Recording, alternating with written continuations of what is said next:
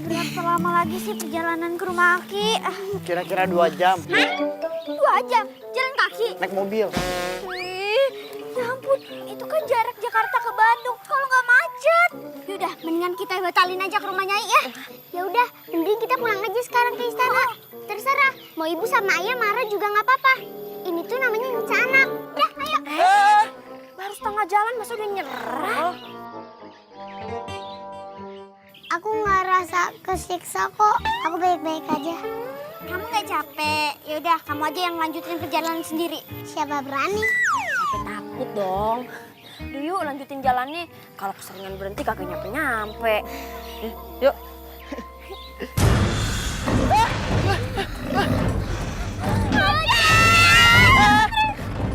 Mendingan kalian larinya berpencar.